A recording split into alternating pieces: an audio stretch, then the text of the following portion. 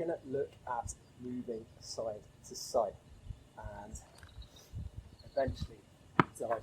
But what we found as coaches a lot is that moving,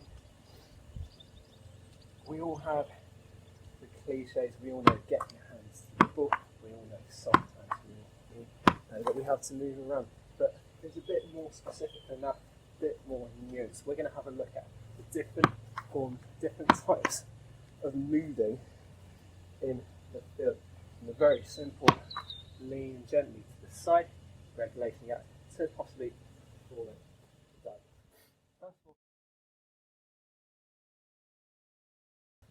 First of all, one mantra we live by is that we only move the exact amount we need to.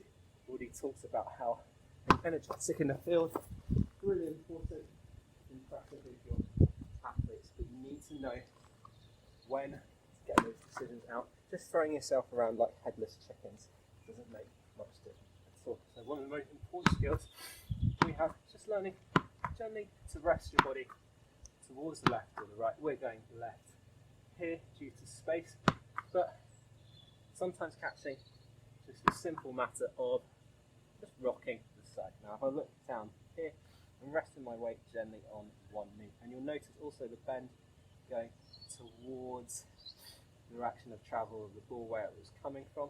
The reason I don't want to have to do that too much is that it's not such controlled movement. I'm going to start slumping over my foot.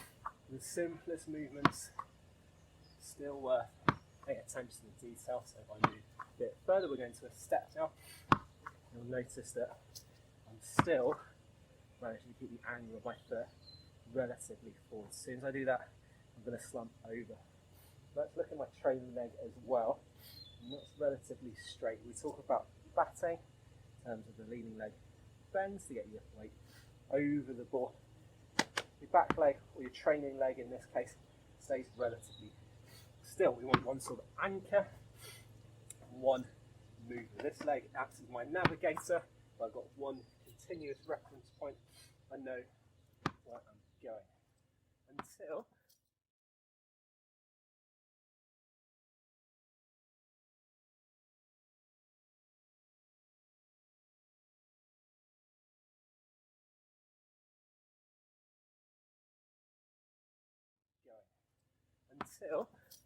we're moving on to the shuffle. Now this is the next stage of movement. We've got the sway, we've got the step.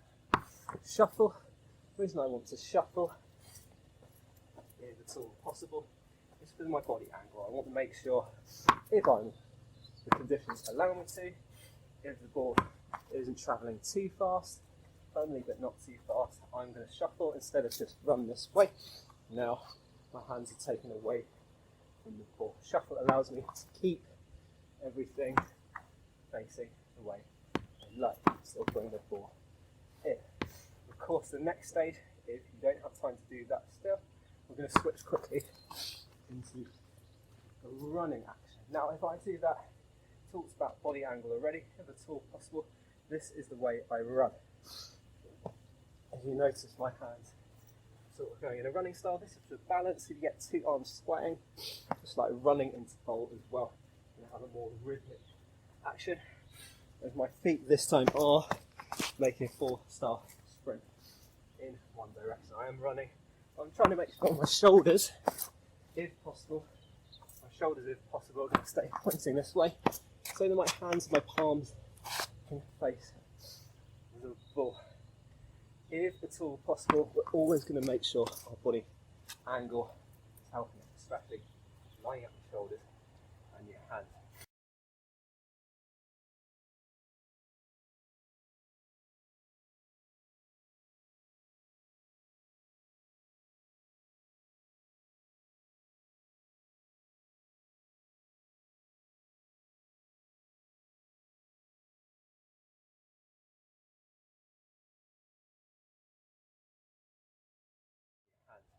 So the next state is we might have to go to ground. Now, diving isn't just diving, it's not just throwing yourself on the floor. There are different kinds of dive. We're going to start with a very simple one. A lot of people call this diving show an unnecessary dive. I would completely disagree. The first dive we're going to show you is just the tumble. All this is a gentle shock absorber when I'm going down. Instead of just trying to stand my feet like that, scratch them. And you can see the ball's exposed to the floor. I can very easily lose grip there. It's not necessary, so I can just tumble over my foot. I'm going to do that in slow motion now. So I'm going to hit, hand's going to hit there. I'm normally a bit wider. You'll notice my knee is still making an effort to tumble my weight. And the reason for that is I can just tumble gently down, dip my shoulder in. You notice I've done semi-roll there. The tumble is just to absorb shock. Don't just throw yourself on the floor. You can manage that. Pull in, gently down, slow as you can. So after the tumble, we get into the real stuff, the full length dive. Now for this one, I am going to have to throw myself on the floor and I have to properly hit the deck in the traditional sense. But we don't just chuck ourselves over to the left or right when we get balls in our hands. Again, as soon as it is shock absorbing, is our number one priority. Or getting to your hand is only half the job. And there's a number of ways you can do this. If you can, make your body surface area as big as humanly possible. In this occasion, I stretch my arm out, not to land as much on the springy bit, the rib cage on the side as I can. The more of me that can simultaneously hit the ground, the better. The worst thing you can do is land on an elbow or a knee. That ball's going to pop out. I'm instinctively going to release the ball, open my palm, and all that hard work has gone to nothing. Finally, we're looking at full strength dive. Now, only in these situations you should be thinking about just tumbling anyway. We're still going to try what I call the break full, so that when the ball goes in my hand, reach out as much as you can. And what that does is get my shoulder blade down at the same time as well. Make sure, even though I'm at full strength here, even though I don't really have the time, just go through the motions of a tumble or a sliding dive. I'm doing everything I can.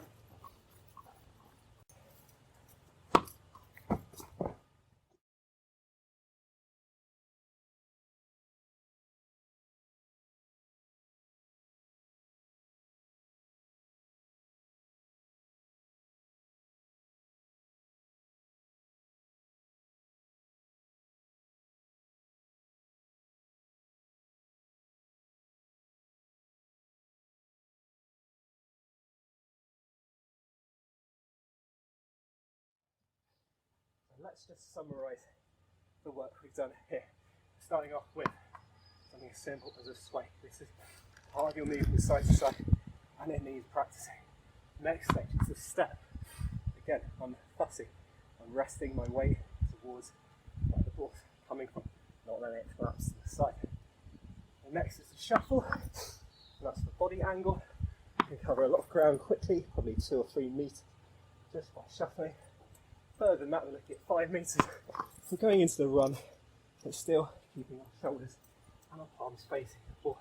We're then into the tumble, shock absorbing, entry level dive.